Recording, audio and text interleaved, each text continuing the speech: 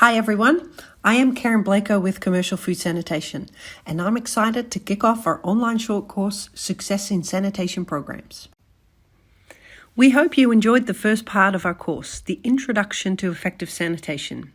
If you didn't get a chance, here is a link that takes you to the first course, and I'd highly recommend you to listen to these modules before proceeding to this part. Now let's take a look at the modules for this course. The core of this course is Successful Sanitation Programs, and it consists of 3 modules. The first one, Standard Sanitation Operating Procedure Development. The second one is Master Sanitation Schedule. And the third one, Maintenance and Sanitation. We hope that these 3 modules will help you improve your sanitation programs. So let's get started. In this module, we will cover how to write successful cleaning procedures, Standard Sanitation Operating Procedures, or in short, SSOPs.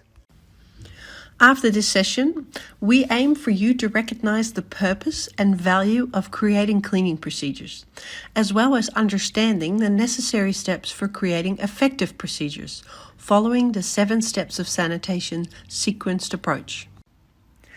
SSOP is the acronym for Sanitation Standard Operating Procedure. An SSOP must provide an accurate, clear, and detailed standard process for the effective cleaning of food processing equipment and infrastructure.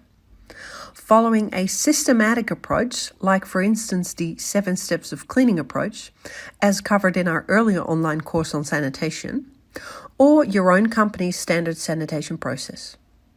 The effectiveness of the procedure will need to be validated and documented, as well as verified, either periodically or each time it is used. Validation and verification methods can be, for instance, ATP, APC, allergen swabs, etc. When there are any changes to the equipment, product changes or change of chemicals, etc., the cleaning procedure will need to be revalidated and adjusted accordingly. Each production site will need to have their own specific procedures in place, and each task will need specific SSOPs. There should be different dedicated procedures for routine cleaning tasks or allergen product changeover tasks, or periodic cleaning tasks like periodic infrastructure cleaning or periodic equipment cleaning. One piece of equipment can potentially have several different SSOPs for the different cleaning tasks. To make sure an SSOP is effective, it is necessary to have some key elements in the SSOP. Here I listed 5 key elements for your reference. We need to understand what the target of our sanitation is. Is it to remove all physical contaminants, to remove chemical contaminants, or biological, or all contaminants at the same time? Clarifying the cleaning task will guide our sanitation tasks and support writing the SSOP. Doing homework is required to collect information important for creating the SSOP. It is recommended to go onto the floor and observe the current sanitation to understand the real situation. We also need to talk with sanitation, to production as well as maintenance, and get the complete picture of the current situation and the best sanitation method. Our SSOP also needs to comply with regulations and any other requirements, for example, if sanitizer needs to be rinsed off after application or not. When we write the SSOP, we need to keep it simple and easy to understand, and understand who is the audience for the SSOP. We will need to provide enough detail to enable effective execution each time. Furthermore, it is a good practice to include pictures into the SSOP.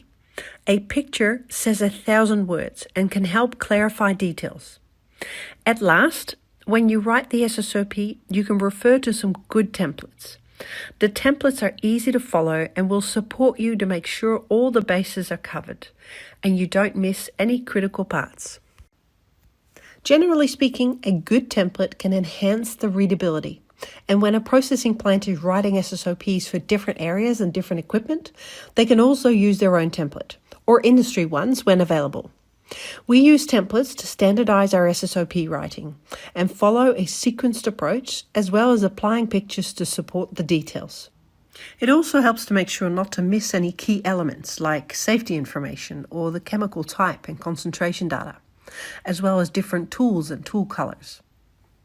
Another benefit is delivering training and education using a template and a standard. At CFS, we have templates for wet and dry cleaning that can support you. They can be found following the link showed on the slide. Lastly, I would like to emphasize a key element for a successful SSOP, which is following our 7 steps of sanitation. Following the 7-step approach helps simplifying and enhances easy learning. Thank you for watching and listening. If you have any questions or feedback, please use the provided email on the slide. I hope that you can share this with your co-workers and apply this information in your work going forward. Good luck and enjoy writing SSOPs.